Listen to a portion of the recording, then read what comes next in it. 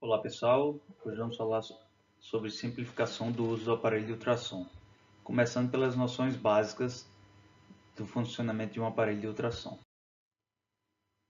Quando vemos pela primeira vez um aparelho de ultrassom, a impressão inicial nem sempre é das melhores. Há uma ideia de uma aparente complexidade, que isso, examinando mais a fundo, não necessariamente é verdade. A evolução do aparelho de ultrassom é para ser um sistema cada vez mais amigável e de fácil interação com o usuário. O objetivo dessa apresentação, então, é falar sobre a evolução dos aparelhos de ultrassom, mostrar o funcionamento geral de um aparelho de ultrassonografia e, principalmente, reduzir essa impressão de complexidade. O início do ultrassom foi na década de 60. Claro, os aparelhos iniciais eram bem maiores, né? Era bem mais difícil realizar o ultrassom e a imagem, como vocês podem ver aqui, nem sempre era tão boa, tão nítida. Nem sempre não, né? Não era nítida comparado às imagens que nós temos atualmente. Mas esses aparelhos evoluíram. Inicialmente eles evoluíram em relação à mobilidade. Foi ficando cada vez mais simples para sair da parte de ultrassom físico, onde o paciente tinha que ir a um determinado local para realizar o exame do ultrassom. E ele foi evoluindo para um aparelho móvel, até que nós temos os aparelhos portáteis de última geração, de geração mais recente, que tem o tamanho aproximado de um celular antigo. Esses ultrassons são específicos principalmente para ser usado em situações fora de hospital, em pré-hospitalar, em situações de você usar em casa do paciente, por exemplo, o consultório. A imagem também melhorou muito. À esquerda podemos ver uma imagem cardíaca, um ultrassom atual, e uma imagem tridimensional de um recém-nascido ainda na barriga da mãe. Mas como funciona um aparelho de ultrassom? Basicamente ele tem três partes. A parte inicial e talvez a mais importante e a mais cara, que é o transdutor, que é um aparelho que possui vários cristais aqui representados por esses quadrados azuis, que emitem o ultrassom. Esse ultrassom vai passar por um meio, chegar até um objeto, que vai refletir essa onda ultrassonográfica que vai ser ouvida pelo mesmo aparelho. Isso vai gerar um impulso elétrico.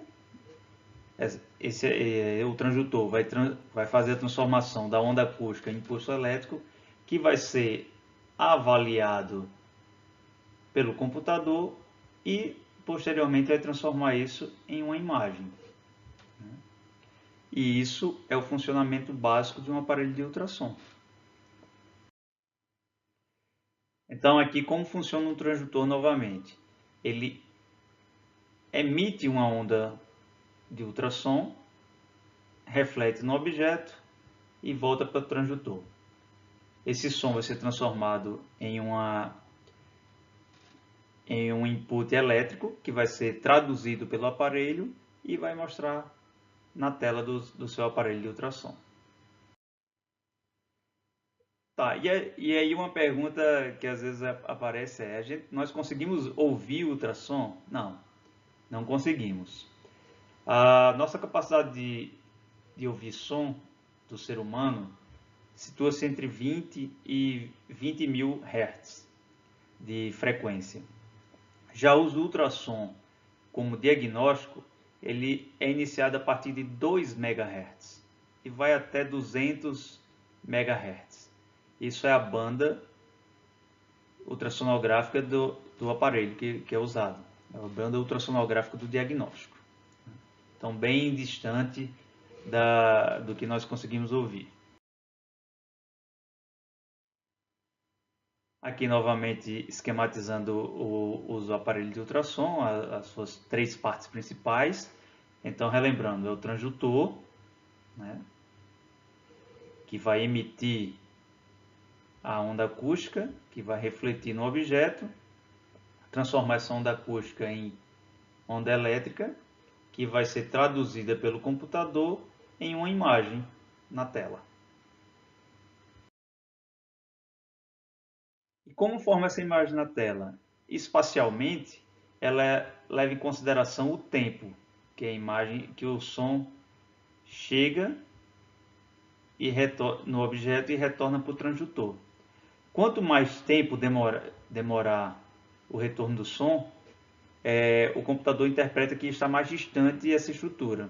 Ou seja, as estruturas que vão aparecer mais distantes na tela do seu ultrassom são aquelas que o som demorou mais tempo para chegar a ela e retornar ao transdutor. Aqui podemos ver um ultrassom real de um pescoço de um paciente. Nessa situação, o transdutor estaria aqui, encostado na pele, né, emitindo as ondas ultrassonográficas. A primeira estrutura que estaria próximo do transdutor é a epiderme. Vai ser a primeira que vai refletir de volta a onda acústica. Por isso ela vai aparecer mais superficial na tela, né? Logo depois vem a hipoderme, os músculos, a parte muscular, né? E aqui vemos a via jugular interna e a carótida do paciente. E mais medial a carótida, temos aqui a tireoide do paciente, né? Bem, como a via jugular interna foi a primeira em relação à carótida a refletir o ultrassom, o aparelho vai entender que a jugular interna está mais superficial em relação à carótida, porque o som demorou mais para chegar na carótida e retornar. E é assim que aparece na tela a profundidade. Uma coisa bem interessante é que o aparelho também ele marca na tela a profundidade em centímetros. Então ele dá marcações de 1 centímetro, 2 centímetros.